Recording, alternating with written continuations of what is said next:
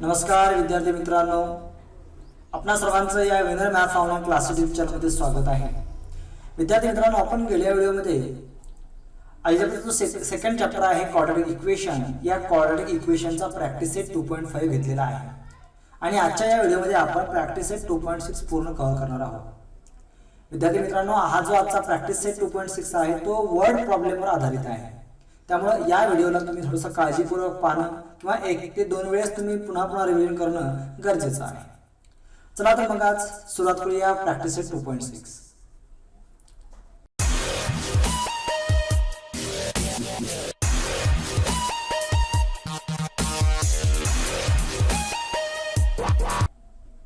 विद्यार्थी मित्रांनो, practice set 2.6 चा फर्स्ट क्वेश्चन आहे. Product of the Pragati's age 2 years ago and 3 years hence is 84. Find her present age. Product of Pragati's age 2 years ago and 3 years hence is 84. Find her present age. विद्यार्थी मित्रांनो, ज्यावेळेस word problem दिलेला असतो तर word problem फक्त एक वेळेस वाचून आम्हाला पूर्ण अंडरस्टँडिंग होत नाही. त्यावेळेस तुम्ही त्या वर्ड प्रॉब्लेमला 2-3 वेळेस पूर्ण वाचायचं, जोपर्यंत मीनिंग आमच्या लक्षात येत नाही तोपर्यंत. या ठिकाणी लक्षात घ्या आणि काय सांगितलेलं आहे की जी प्रगती नावाची मुलगी आहे त्या प्रगती नावाच्या मुलीच्या जे काही एज आहे तिचं त्या एज 2 years ago म्हणजे 2 वर्षापूर्वीचं जे काही एज आहे ते वय आणि जे 3 वर्षानंतर वय होणार आहे ते 2 वर्षापूर्वी आणि 3 वर्षानंतर जे काही तिचं वय आहे त्या वयाचा गुणाकार 84 आहे. म्हणजे before 2 years and after 3 years. Let करू आपण प्रगतीचं आजचं एज किती आहे. लेट प्रेझेंट एज प्रगती बी एक्स इयर्स. आज लक्ष आपण गृहीत करूया की ती एक्स वर्षाची आहे. मग 2 वर्षापूर्वी किती असेल आपण त्या ठिकाणी एक्स -2 करणार आहे. म्हणजे 2 वर्षापूर्वी म्हणल्यानंतर आपल्याला मायनस करावं लागेल आणि आफ्टर 3 years आम्हाला +3 करावं लागेल. म्हणजे आफ्टर 3 years +3, बिफोर 2 years -2. म्हणजे अशा पद्धतीने आपण 2 ज्या दिलेल्या कंडिशन प्रमाणे जी एज आहे ते एज फाइंड केलेली आहे. आणि कंडिशन दिलेली आहे by the condition product of this ages. या 2 एजेसचं जे काही प्रोडक्ट आहे मल्टिप्लाय आहे तो 84 आहे म्हणून सांगितलेलं आहे. मग x -2 before 2 years, x +3 after 3 years, दोघांचा मल्टिप्लाय 84. बस आता तुम्ही इथून पुढे सॉल्व्ह करू शकता. या 2 ब्रॅकेटला सॉल्व्ह करायचं आहे, मल्टिप्लाय करायचं आहे. x multiplied to the whole bracket x +3, then -2 multiplied to the whole bracket x square x +3 3x -2x -+-6 equal to 84. Simplify करूया, इक्वेशन फॉर्म करूया. या दोघांमध्ये सबट्रॅक्शन होईल. x square +3x -2x only +x -6 equal to 84. आता जो 84 right साइडला आहे ते आपण लेफ्ट साइडमध्ये घेऊया आणि या ठिकाणी इक्वेशन फॉर्म होईल x² + x -90 = 0. आता हे तुम्ही सॉल्व्ह करू शकता. Factorisation method, computing square method, formula method आपण अगोदर पाहिलेलीच आहेत. त्या कुठल्याही तुम्हाला ज्या मेथडमध्ये तुम्हाला ठेवता येईल, इझिली करता येईल त्या पद्धतीने करा. मी या ठिकाणी तुम्हाला फॅक्टरायझेशन मध्ये सांगत आहे, ते फॅक्टर्स तुम्हाला सांगत आहे. या ठिकाणी 10 and -9 या इक्वेशनसाठी फॅक्टर्स येतात. 10 and -9 याला पुट करायचे आणि तुम्हाला याचे जे काही म्हणजे पूर्ण जे काही इक्वेशन आहे ते तुम्हाला सॉल्व्ह करायचे. मी सॉल्व्ह करणार नाही, डायरेक्टली याची मी व्हॅल्यू फाइंड केलेली आहे. x = -10 और x = 9. मी डायरेक्ट त्या व्हॅल्यू फाइंड केलेल्या आहेत, डायरेक्ट मी लिहिले आहेत, तुम्ही ते स्वतः फाइंड करायचे. आता या ठिकाणी x = -10 आहे और x = 9 आहे. परंतु x जो आहे तो आपण जे लेट केलेला आहे ते एज आहे, प्रगतीचं एज आहे. मग एज जर x = -10 असेल म्हणजे एज कधी निगेटिव्ह असतं का? नाही. म्हणजे एज निगेटिव्ह नसल्यामुळं आपण x ची व्हॅल्यू -10 आहे ते ऍक्सेप्ट करू शकत नाही. आम्हाला x = 9 ऍक्सेप्ट करावं लागेल. x = -10 not acceptable because x = 9. x ची व्हॅल्यू 9 आहे म्हणजे प्रगतीचं एज किती आहे? 9 years. प्रगतीच present age is 9 years. Then second question. The sum of squares of 2 consecutive even natural numbers is a 244. Find the numbers. बघा टेक्स्टबुक मध्ये even हा जो काही वर्ड आहे तुम्हाला दिलेला नाही आहे, लक्षात घ्या. इवन आहे त्या ठिकाणी. सम ऑफ स्क्वेअर्स ऑफ बेरीज आहे squares of 2 consecutive even natural numbers. जे लगतचे क्रमागत असणारे 2 समसंख्या आहेत, समनैसर्गिक संख्या आहेत त्यांच्या वर्गांची बेरीज ही 244 आहे, तर ती नंबर शोधा. असा हा प्रश्न आहे. पुस्तक सगळं ठेवा विद्यार्थी मित्रांनो, लवकर लक्षात येईल. Sum of the squares of the two consecutive even natural numbers is 244. दोन क्रमागत समनैसर्गिक संख्यांच्या वर्गांची बेरीज 244 आहे. लेट करूया आपण ते दोन कॉन्सिक्युटिव्ह नॅचरल नंबर कोणते, इव्हन नॅचरल नंबर. हे लक्षात ठेवा. फर्स्ट नंबर मी लेट करतो x, तर सेकंड काय होईल इव्हन. आता इव्हन दोन इव्हन नंबर मध्ये 2 चा डिफरन्स आहे, म्हणून या ठिकाणी मी जे सेकंड इव्हन नंबर असेल लेट करा या ठिकाणी 4 एक्झाम्पल. 4 इव्हन नंबर आहे, 4 नंतरची इव्हन नंबर 6 आहे, म्हणजे 2 चा डिफरन्स आहे. म्हणजे तसं आपण या ठिकाणी x लेट केल्यानंतर त्यानंतरची 2 नंबरची टर्म म्हणजे x + 2 हे सेकंड इव्हन नंबर झाली, ते की कॉन्सिक्युटिव्ह नंबर आहे. म्हणजे या ठिकाणी आपण x आणि x + 2 या कॉन्सिक्युटिव्ह इव्हन नॅचरल नंबर्स घेतले. मग यांनी सांगितलेली कंडिशन काय, from the given condition squares of these two terms x square and x + 2 its square, then sum of that squares of these two terms. दोघांची सम घ्यायची आहे, परंतु त्याचा स्क्वेअर घेऊन मी स्क्वेअर पण घेतलेले आणि त्या दोघांमध्ये सम पण घेतलेली आहे.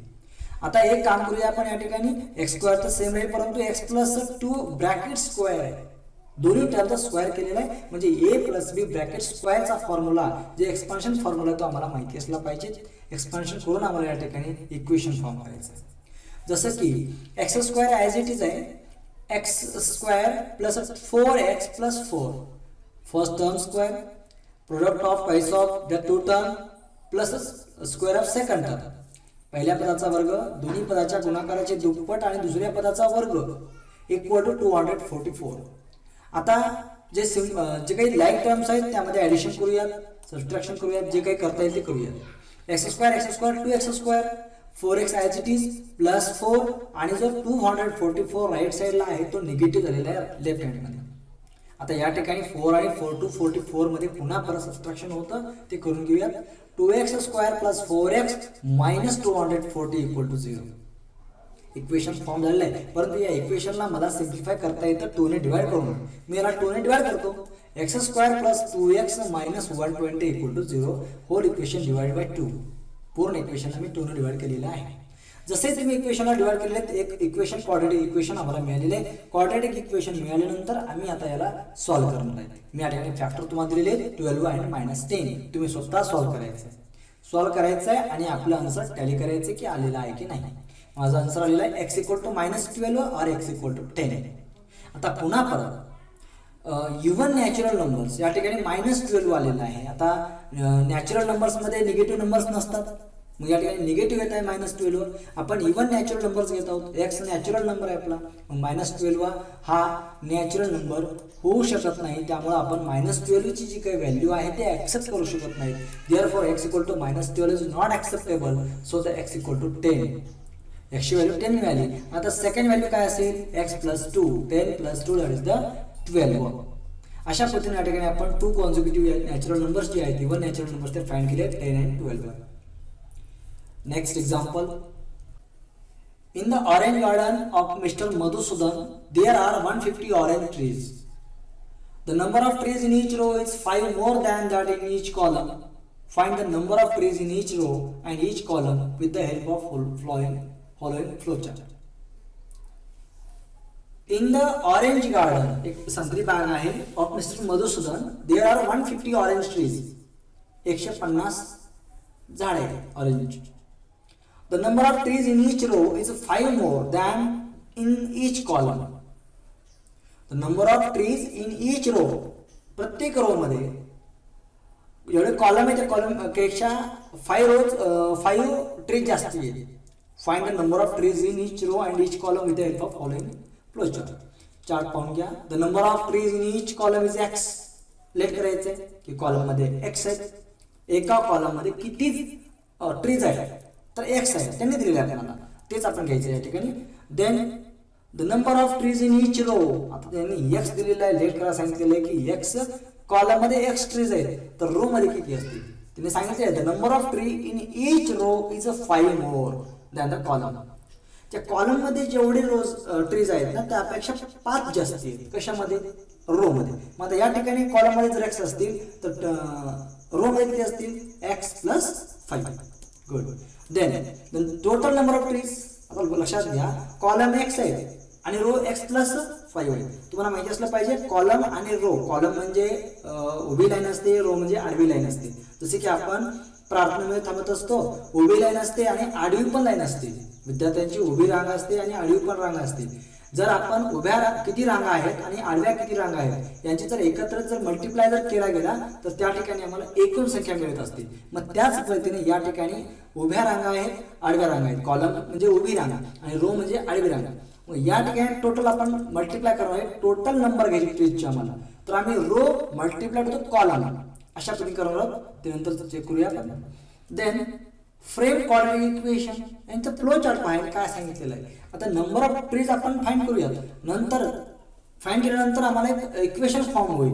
क्वाड्रॅटिक इक्वेशन फॉर्म करायला सांगितलेलं आहे. Then find the value of x. जे एक्स आम्ही लेट केलेला आहे त्याने दिल्याप्रमाणे ते एक्स ची व्हॅल्यू काय आहे ते पण आम्हाला फाइंड करायचं आहे. त्यानंतर आम्हाला how many trees in each column, त्या कॉलम मध्ये किती ट्रीज आहेत एका कॉलम मध्ये ते फाइंड करायचं आहे. आणि त्यानंतर आम्हाला फाइंड करायचे how many trees in each row. म्हणजे कॉलम मध्ये किती रोज आहेत ट्रीज आहेत आणि रो मध्ये किती ट्रीज आहेत हे आम्हाला फाइंड करायचं आहे. हे या ठिकाणी झाला पूर्ण क्वेश्चन. आता आपण याचा आन्सर घेऊ स्टेप बाय स्टेप. सर्वप्रथम लेट केलेलं आपण the number of trees in each column is x दिलेलं आहे त्यांनी तेच आपण लेट केलेलं आहे. The number of trees in each column be x. आता एक्स कॉलम मध्ये एक्स ट्रीज असतील तर रो मध्ये एक्स प्लस 5. आता सांगितल्याप्रमाणे number of trees total number of trees x into x plus 5. आता सांगितलं रो इंटू कॉलम. रो मधील संख्या आणि कॉलम मधील संख्या आपण दोघांची केली मल्टिप्लिकेशन, दोघांचा केला गुणाकार म्हणजे आम्हाला टोटल ट्रीज मिळालेले आहे. Then by the given condition आम्हाला इक्वेशन फॉर्म करायचं आहे. दोघांचा मल्टिप्लाय केला तर त्या ठिकाणी सांगितलं गेलं की ऑरेंज गार्डन आहे, त्या गार्डन मध्ये 150 ट्रीज आहेत. टोटल ट्रीज 150 आहेत. 150 ट्रीज आर देअर. म्हणजे दोघांचा मल्टिप्लाय केला तर 150 मिळणार आहे. बस इक्वेशन या ठिकाणी तुम्हाला मिळून जाईल मल्टिप्लाय केल्यानंतर. X square plus 5x minus 150 equal to 0. Factors घ्या 15 आणि मायनस 10. फाइंड करा. Find the value of x. Easily तुम्ही करू शकता. मी केलेलं या ठिकाणी -15 अँड 10. -15 आता एक्स काय कॉलम मधल्या ट्री आहे आणि कॉलम मधला ट्री कधी निगेटिव्ह असत नाही. मग निगेटिव्ह नसतील तर एक्स इक्वल टू -10 -15 आपण एक्सटेंड करू शकत नाहीत. मग एक्स इक्वल टू आम्हाला 10 घ्यावं लागेल. X equal to 10. एक्स म्हणजे कॉलम मधल्या ट्रीज आहे. कॉलम मध्ये ट्रीज किती झाल्या 10 आणि रो मध्ये 15. बरोबर ना. कॉलम मध्ये एक्स होते, एक्स ची व्हॅल्यू आम्हाला 10 मिळालेली आहे आणि एक्स प्लस 5 रो मध्ये म्हणजे 10 प्लस 5 15. अशा पद्धतीने या ठिकाणी हा क्वेश्चन पूर्ण झालेला आहे. Then 4 number question.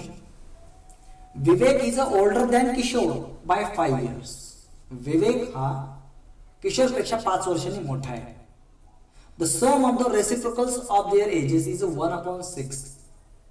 जर त्यांच्या आपण जे काही वय आहे त्यांचा रेसिप्रोकल घेतला, रेसिप्रोकल मीन्स व्यस्त केले त्यांच्या एजला, तर त्याचं काही जे सम केल्यानंतर जे काही आम्हाला आन्सर मिळतं ते 1/6 मिळतं रेसिप्रोकल त्याचं. त्याची जी ऍडिशन आहे जे काही रेसिप्रोकल आहे त्यांच्या वेजचं ते एजचा रेसिप्रोकल जे आपण ऍडिशन केल्यानंतर सम केल्यानंतर आम्हाला जे काही आन्सर मिळतं ते 1/6 मिळतं. Therefore find their ages. पुन्हा एक वेळ सांगतो लक्षात घ्या. विवेक हा किशोरपेक्षा 5 वर्षांनी मोठा आहे. जर आपण त्यांच्या जे काही एजेस आहे त्याचा रेसिप्रोकल घेऊन जर आपण त्याची सम केली तर ते 1/6 येतं. तर त्यांची आपल्याला वय शोधायची आहे. सो लेट कोण लहान आहे किशोर लहान आहे म्हणून किशोरला एक्स लेट केलेला आहे. Kishore be x years so the Vivek x plus 5 years. तो एक्स असल्यामुळं विवेक हा मोठा आहे 5 वर्षांनी म्हणजे एक्स प्लस 5 years चा. Then reciprocals of their ages तो एक्स आहे म्हणजे त्याचा रेसिप्रोकल आहे 1/x आणि हा एक्स प्लस 5 आहे म्हणजे 1/x प्लस 5. यांच्या रेसिप्रोकलची सम घ्यायची आम्हाला by the given condition. 1/x plus 1/x plus 5 equal to 1/6 आम्हाला आन्सर मिळणार. क्रॉस मल्टिप्लाय करून घेऊया. x plus 5 upon in bracket x plus 5 equal to 1/6. लक्षात आला असेल या ठिकाणी 1 ने मल्टिप्लाय केलेलं आहे. x plus 5 plus x upon x x plus 5 equal to 1/6. पुन्हा परत x 2x प्लस 5 हे ॲज इट इज मल्टिप्लाय करा, क्रॉस मल्टिप्लाय करून घ्या. 6 ने मल्टिप्लाय, या ठिकाणी 1 ने मल्टिप्लाय. पुन्हा 12x plus 30 equal to x square plus 5x. x square 5x minus 12x minus 30 दोन्ही एका साईडला पूर्ण पाठवलेले आहेत, त्यांची साईन चेंज करून. आता या ठिकाणी दोघांमध्ये सबस्ट्रॅक्शन होतं. x square minus 7x minus 30 equal to 0 equation form झालेलं आहे. याचे फॅक्टर्स मध्ये येतोय -10 अँड 3. तुम्ही हे फॅक्टर्स त्यामध्ये पुट करायचं आहे, आन्सर फाइंड करायचं आहे. आन्सर मी घेतलेला आहे x इक्वल टू 10 और x इक्वल टू -3. आन्सर माझ्याकडे मिळालेला आहे. आता या ठिकाणी एज आहे, एज हे निगेटिव्ह नसतं. So the x equal to -3 is not acceptable. Therefore the x equal to 10 म्हणजे x जो आहे तो 10 इयर्स आहे. x कोण आहे? किशोर आहे. Therefore the Kishor, the present age of Kishor and Vivek are 10 and 15 respectively. या ठिकाणी रेस्पेक्टिव्हली लिहायचं राहिला असेल. रेस्पेक्टिव्हली किशोर जो आहे तो 10 इयर्सचा आहे अँड जो विवेक आहे तो 15 इयर्सचा आहे. Next question. Suyash scored 10 marks more in the second test than that in the first test. Suyash जो आहे त्यांनी जे काही मार्क्स आहेत त्याचे 10 मार्क्स त्यांनी जास्त घेतलेले सेकंड टेस्ट मध्ये दॅन इन फर्स्ट टेस्ट. जेवढे काही त्या फर्स्ट टेस्ट मध्ये त्याला मार्क्स आहेत त्यापेक्षा 10 मार्क्स त्यांनी सेकंड टेस्ट मध्ये जास्त घेतलेले आहेत. पुन्हा कंडिशन आहे 5 times the score of the second test. Second टेस्टच्या 5 times is the same as a square of the score in the first test. तर जो फर्स्ट होता ना, फर्स्ट टेस्ट मध्ये जेवढे मार्क्स घेतले त्याचा स्क्वेअर याच्या इक्वल आहे सांगितलं आहे. Find this score in the first test. बघा पुन्हा एक वेळ सांगतो. Suyash score 10 marks more in second test. सुयशने सेकंड टेस्ट मध्ये 10 मार्क्स जास्त घेतलेत फर्स्ट टेस्ट पेक्षा. 5 times the score of the second test. आपण सेकंड टेस्टचा जर 5 टाइम्स घेतलेला आहे म्हणजे 5 ने मल्टिप्लाय करावं लागेल त्या सेकंड टेस्टच्या मार्क्सला.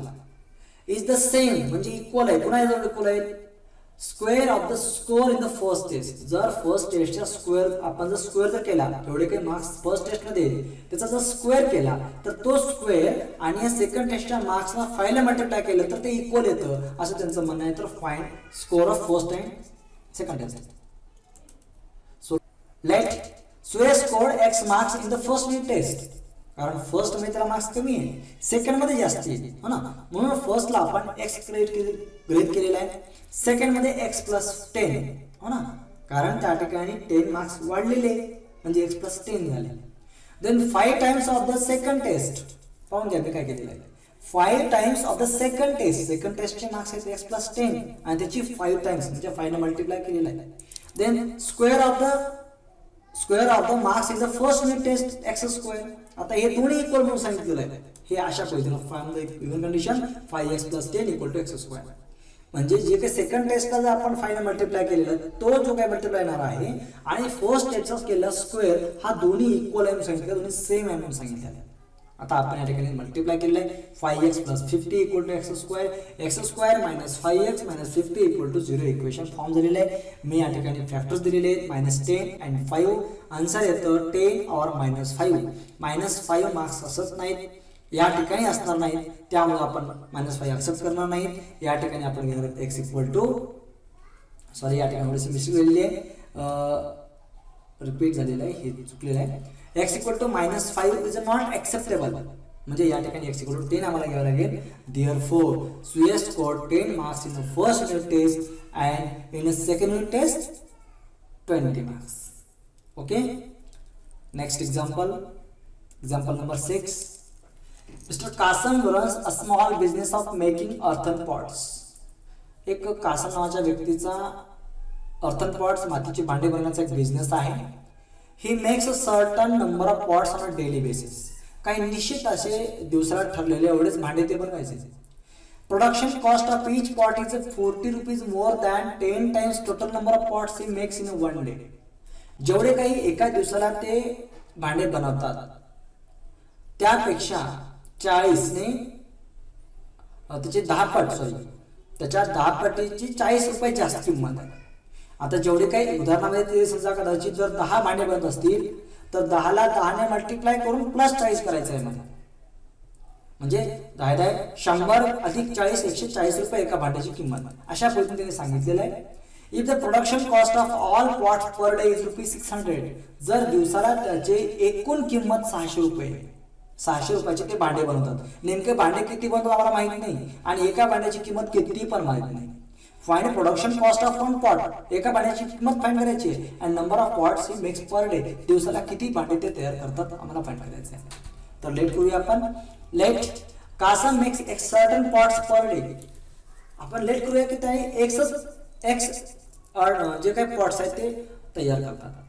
मला त्याची सांगितल्याप्रमाणे व्हॅल्यू काय होईल एका पॉटची. त्यांनी काय सांगितले, जे काही पॉट्स एका दिवसाला जेवढे बनवतात त्या जेवढे दिवसाला बनवणारे पॉट आहेत त्या प्लॉटचे 10 टाइम्स ते दिलेलं आहे.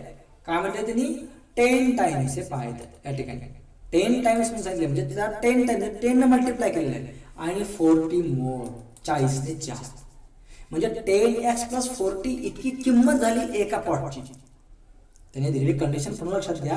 त्याने सांगितलेलं आहे की एक अर्थन पॉट त्याची व्हॅल्यू आम्हाला घ्यायची आहे. त्यासाठी त्याने दिवसामध्ये जेवढे काही पॉट्स बनवतात एवढे काही ते भांडे बनवतात त्या भांड्याच्या 10 पटीपेक्षा 40 ने जास्त, 10 पट करायचे पुन्हा 40 त्यामध्ये ऍड करायचे, म्हणजे आम्हाला त्या एका पॉटची व्हॅल्यू मिळणार आहे. ते 10x + 40 आम्हाला अशी व्हॅल्यू मिळाली. Then by the given condition x एक भांडा आहे म्हणजे एकूण दिवसाचे किती भांडे आहेत ते x आहेत आणि एका भांड्याची किंमत एवढी आहे. दोघांचा मल्टिप्लाय केला तर आम्हाला टोटल किंमत दिवसाची मिळून जाईल 600 रुपयाची. आम्ही भांडे बनवतो एका दिवसामध्ये 600चे भांडे आम्ही बनवलेले आहेत, राईट. देन मल्टिप्लाय करून घ्या. 10x² + 40x -600 0. 10 ने डिवाइड करा. x² + 4x - 60 0. फॅक्टर्स 10 और -6 पुट करा, व्हॅल्यू फाइंड करा. x = -10 और x = 6. त्यावेळेस x = -10 आहे, x = 6 आहे, -10 एक्सेप्टेबल नाहीये. तो सो या ठिकाणी x = 6 आपण घेतलेलं आहे.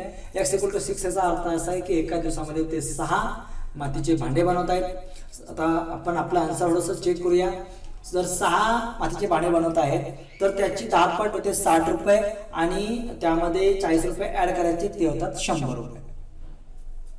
म्हणजे अशा पद्धतीनं त्या ठिकाणी ते दिवसाला एका पॉटची प्राइस 100 रुपये, दिवसामध्ये 6 बनवतात म्हणजे 600 रुपये त्यांचा बिझनेस दिवसामध्ये होत असतो. यानंतर 7 number question. Pratik takes 8 hours to travel 36 km downstream and return to the same spot. The speed of the boat in still water is 12 km per hour. Find the speed of water current. Pratik takes 8 hours to travel 36 km downstream and return to the same spot. बघा तो प्रतीक आहे तो पाण्यामध्ये जे काही बोट आहे त्या बोटीसोबत ज्यावेळेस पाण्याचा जो प्रवाह आहे त्या प्रवाहाच्या सोबत जाऊन पुन्हा परत येण्यासाठी त्याला एकूण तास 8 लागतात आणि the speed of the boat in steel water is 12 km per hour. तर जे काही स्पीड आहे या बोटची स्पीड आहे संथ पाण्यामध्ये, पाणी वाहत नाही, पाणी संथ आहे, अशा पाण्यामध्ये त्याची स्पीड आहे 12 km per hour, 12 km प्रति तास. Find the speed of the current, तर त्या प्रवाहाचा वेग किती आहे, पाण्याचा प्रवाह जो आहे त्या प्रवाहाचा वेग किती आहे असा आम्हाला विचारलेला आहे. सो आपण लेट करूया. Speed of the boat in steel water 12 km per hour आम्हाला दिलेला आहे. जे काही स्टील वॉटर आहे त्या स्टील वॉटर मध्ये पाण्याचा जो काही वेग जे काही बोटचे वेग आहे 12 km per hour आहे. तर आता लेट करणार आहोत आपण speed of the water current, जे काही पाण्याचा प्रवाह आहे त्या पाण्याच्या प्रवाहाचा वेग आपण या ठिकाणी एक्स लेट केलेला आहे. तर तुम्हाला माहिती असलं पाहिजे नेहमी 12 मोठा असला पाहिजे, 12 किलोमीटर मोठा असला म्हणजे बोटची स्पीड मोठी असली पाहिजे. जर पाण्याची स्पीड जर जास्ती असेल तर आपली जे काही नाव आहे ते वाहून जाईल. त्यामुळं आपण या ठिकाणी लेट केलेला आहे की 100% 12 जो आहे तो ग्रेटर आहे दॅन एक्स, म्हणजे पाण्याच्या प्रवाहापेक्षा 12 ग्रेटर आहे. Then speed of the boat downstream. आता डाऊनस्ट्रीम म्हणजे पाण्याच्या प्रवाहाबरोबर जायचं असेल आपल्याला तर आपली स्पीड आहे ऑलरेडी 12 km per hour आणि त्यामध्ये पाण्याची पण स्पीड आहे ना x, म्हणजे दोघांची स्पीड म्हणून 12 प्लस x किलोमीटर तर एवढी झाली. कधी डाऊनस्ट्रीम मध्ये. डाऊनस्ट्रीम म्हणजे काय, पाण्याच्या प्रवाहासोबत सोबत जात असताना त्या बोटची स्पीड आहे 12 plus x kilometre per hour. आता आपण अपस्ट्रीम मध्ये घेऊया. अपस्ट्रीम म्हणजे विरुद्ध येत आहे ना. हा जो प्रतीक आहे एक वेळेस 36 किलोमीटर मध्ये जाणार आहे आणि पुन्हा परत येणार आहे 36 किलोमीटर, म्हणजे पाण्याच्या प्रवाहाने जाईल आणि पाण्याच्या विरुद्ध दिशेने पण येईल. म्हणजे त्यावेळेस स्पीड काय होईल, जेवढी काही स्पीड बोटची आहे ना त्यातून आम्हाला मायनस करावं लागेल पाण्याची, तेवढीच स्पीड आमची शिल्लक राहील ना. 12 किलोमीटर पर आवर आमची स्पीड आहे, त्यातून पाण्याची स्पीड आम्ही मायनस केल्यानंतरच, त्या पाण्याच्या प्रवाहाचा वेग मायनस केल्यानंतरच आम्हाला काय मिळणार आहे की जे काही स्पीड आहे त्या बोटची ती उरलेली स्पीड आम्हाला मिळणार आहे. मग या ठिकाणी एक कंडिशन लक्षात घ्या, तुम्हाला माहिती असलं पाहिजे. टाइम घ्यायचे आपल्याला, कारण दिलेली कंडिशन जी आहे ते टाइमची आहे. 8 आवर्स 36 किलोमीटर जाण्यासाठी आणि पुन्हा परत त्या जागेवरती येण्यासाठी 8 तास लागतात. मग ते 8 तास जर लागणार असतील तर लक्षात असलं पाहिजे वेळ घ्यायचा आहे. तर टाइमचा फॉर्म्युला आहे time equal to distance upon speed. Time equal to distance upon speed. तर प्रत्येकची ही जी नाव आहे बोट आहे जाण्यासाठी लागलेला वेळ, time equal to distance upon speed. Distance 36 upon speed हे. देन पुन्हा परत येण्यासाठी लागलेला वेळ 36 distance upon time, distance upon speed. Distance 36 upon speed 12 minus x परत येण्यासाठी, आणि या दोघांचा मिळून लागलेला वेळ तो 8 तास. बघा थोडंसं कन्फ्यूज होऊ नका. या ठिकाणी आम्हाला सायन्सचा जो फॉर्म्युला आहे time equal to distance upon speed, यामध्ये आम्हाला पुट करायचं आहे. डिस्टन्स 36 आहे आणि 12 प्लस x आमची स्पीड आहे. कधी डाऊनस्ट्रीम मध्ये आम्ही गेलो, पुन्हा परत आमच्या स्पॉटवर परत यायचं आहे 36 किलोमीटर मध्ये. 36 upon 12 minus x equal to 8. आता आपण याठिकाणी काय करूया, पूर्ण इक्वेशनला 36 ने डिवाइड करूया. म्हणजे काय होईल, 1 upon 12 plus x 1 upon 12 minus x equal to 2 upon 9. Divide केलेलं आहे, या ठिकाणी सिम्प्लिफाय केलेलं आहे 8 अपॉन 36 ला. देन क्रॉस मल्टिप्लाय केलेलं आहे. क्रॉस मल्टिप्लाय केल्यानंतर सिम्प्लिफाय करून घ्या. या ठिकाणी एक्स गेट कॅन्सल होणार आहे. आता हा पूर्ण ब्रॅकेट लक्षात घ्या, a plus B a minus B फॉर्ममध्ये, या फॉर्ममध्ये असेल त्याचा एक्सपान्शनचा मेन फॉर्म, फॅक्टरायझेशनचा मेन फॉर्म घेतलेला आहे. आणि त्यातून मी या ठिकाणी क्रॉस मल्टिप्लाय पुन्हा करून एक जे काही एक्सचा आन्सर आहे ते अशा पद्धतीने मिळत आहे. तर x equal two plus or minus 6 येते. परंतु स्पीड कधीही निगेटिव्ह असत नाही, त्यामुळे आपण -6 घेणार नाही. तर x equal two plus 6. The speed of the water current is 6 km per hour. Next example, Pintu takes 6 days more than those of Nishu to complete certain work. If they work together, they finish it in 4 days. How many days would it take to complete the work if they done alone? Pintu takes 6 days more than those of Nishu to complete certain work. एक काम आहे आणि ते काम पूर्ण करण्यासाठी पिंटूला निशूपेक्षा 6 दिवस जास्त लागतात. If they work together, they finish it in 4 days. जर त्या दोघांनी एकत्रित काम केलं तर ते 4 दिवसांमध्ये काम पूर्ण करतात. How many days would it take to complete the work if they work alone? जर त्यांनी वैयक्तिक एकटे काम जर केले तर त्यांना किती दिवस लागतील असा क्वेश्चन दिलेला आहे. लेट करूया आपण. निशूला लागतात x दिवस. का? कारण निशूला कमी दिवस लागणार आहेत आणि पिंटूला जास्त होतात x + 6 days. तुम्हाला माहिती असलं पाहिजे. आता या ठिकाणी त्यांनी निशूला लागले x दिवस. मग आता एका दिवसामध्ये त्यांनी किती काम केलं? कधीही आपण ज्यावेळेस एका दिवसामध्ये आन्सर काढायचं असेल तर 1/x करायचं. मग एका दिवसामध्ये काम केले 1/x म्हणजे एका दिवसामध्ये केलेलं काम, आणि 4/x 4 दिवसामध्ये केलेलं काम. त्याचप्रमाणे आपण पिंटूचं पण घेऊया. Pintu complete 1/x + 6 part of the work and in 4 days 4/x + 6. Numerator मध्ये डेज घ्या आणि डिवाइड मध्ये कंप्लीट साठी लागलेले जेवढे डेज आहेत ते डेज घ्या. वरती आपल्याला किती दिवस घ्यायचे ते लक्षात घ्या आणि खाली आपण त्या वर्कला कंप्लीट करण्यासाठी किती दिवस लागले ते घेतलेलं आहे. Then from the given condition 4/x + 4/x + 6 = 1. ते सांगितलेलं आहे. दोघांनी पाहून घ्या. या ठिकाणी 1/x पार्ट एका दिवसामध्ये पूर्ण निशू करते आणि 4 दिवसामध्ये इतका काम करते, ते 4 दिवसामध्ये इतकं काम करण्याची तिची क्षमता आहे. मग त्यानंतर पिंटू पण 4 दिवसामध्ये इतकं काम करू शकतो आणि दोघांनी एकत्र मिळून 4 दिवस काम केल्यानंतर एक काम पूर्ण होतं. हा कामाचा पार्ट आहे. 4 दिवसामध्ये केलेलं काम आहे, 4 दिवसामध्ये केलेलं काम आहे आणि दोघांचं मिळून हे काम पूर्ण होत आहे. मग या पैकीनं आपण या ठिकाणी घेतलेलं आहे. याच्यामध्ये क्रॉस मल्टिप्लाय करून तुम्ही हे बिलकुल सॉल्व्ह करू शकता. मी डायरेक्टली अटेंड करत आहे. आन्सर येत आहे x = 6 और x = -4. जे 6 आहे ते पॉझिटिव्ह आहे, x -4 आहे, -4 acceptable नाही आहे. therefore Nishu takes 6 days and Pintu takes 12 days. म्हणजे 6 दिवस पिंटूला जास्त दिवस लागलेले आहेत म्हणून 12 days निशू लागतात. days to complete the work individually. Next example, if 460 is divided by a natural number. जर आपण 460 ला जर नॅचरल नंबरने डिवाइड केलं, क्वेश्चन इज 6 मोर. क्वेश्चन म्हणजे जो भागाकार आहे तो 6 ने जास्त आहे, देन 5 टाइम्स द डिवायझर. जो काही डिवायझर आहे त्याच्या 5 पटीपेक्षा 6 ने जास्ती आहे अँड रिमाइंडर इज 1. रिमाइंडर 1 आहे म्हणजे बाकी एक आहे. Find question and divisor. Question and डिवायझरचा संबंध आहे. यामध्ये लक्षात घ्या, क्वेश्चन मोठा आहे की डिवायझर मोठा आहे. यामध्ये question is 6 more than the 5 times the divisor. म्हणजे क्वेश्चन मोठा आहे, डिवायझर लहान आहे, म्हणजे आपण या ठिकाणी डिवायझरला लेट करणार आहे x. डिवायझर x आहे तर क्वेश्चन आपल्याला लक्षात घ्यावं लागेल 5 times of the divisor plus 6. Question काय असेल ते सांगितलेलं आहे 5 टाइम्स द डिवायझर. क्वेश्चन जो आहे तो क्वेश्चन इज 6 मोर, 6 ने जास्ती आहे, by the 5 times the divisor. त्या डिवायझरच्या 5 टाइम्सच्या 6 ने ग्रेटर आहे क्वेश्चन.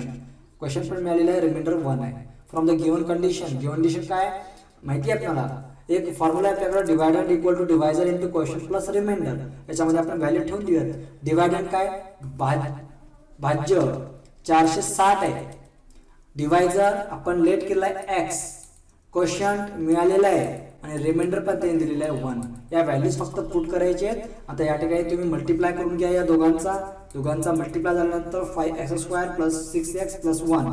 आता या 1 ला इकडे घेऊन चला.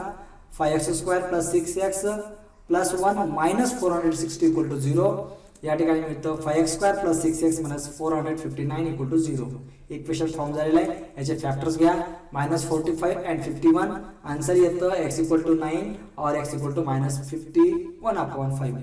x = -51/5 is not acceptable. So the divisor is 9 and quotient is 51. Last example. In the adjoining figure of quadrilateral ABCD is a trapezium. Quadrilateral ABCD is a trapezium. AB parallel to the CD and its area is a 33 cm². From the information given in the figure, find the length of the all sides of the quadrilateral ABCD. Fill in the empty boxes to get the solution. या ठिकाणी दिलेली तुम्हाला activity आहे, हे पूर्ण करायची आहे.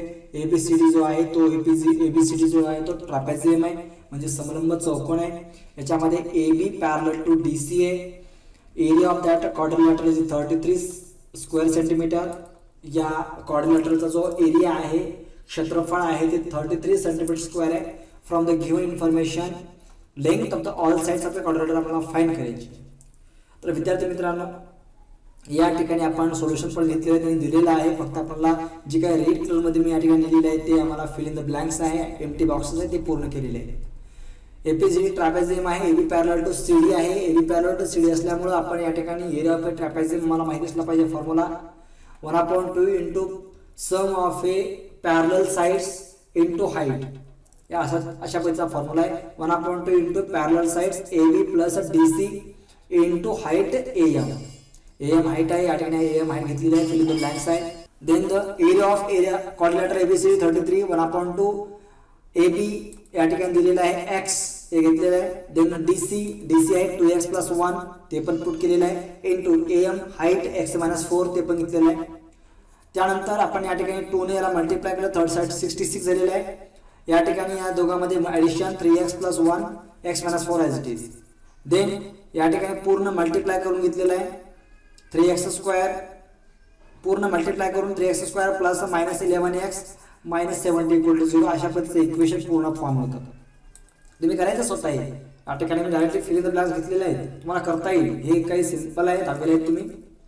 त्यानंतर याचे फॅक्टर्स 21 आणि 10 -21 + 10 त्यांनी सॉल्व्ह केलेले आहे स्वतः. या ठिकाणी मी कॉमन घेतलेलं x - 7 x - 7 अशा पद्धतीचं एक फिल इन द ब्लँक्स येत आहे. देन x - 7 कॉमन आहे, 3x + 10 = 0 आहे. x - 7 चा आन्सर x = 7, 3x + 10 चा आन्सर -10 -10/3 दिलेलं आहे. But length can not be negative, म्हणून निगेटिव्ह नसल्यामुळे या ठिकाणची व्हॅल्यू ॲक्सेप्ट नाही आहे. सो द x = 7 घेतलेलं आहे.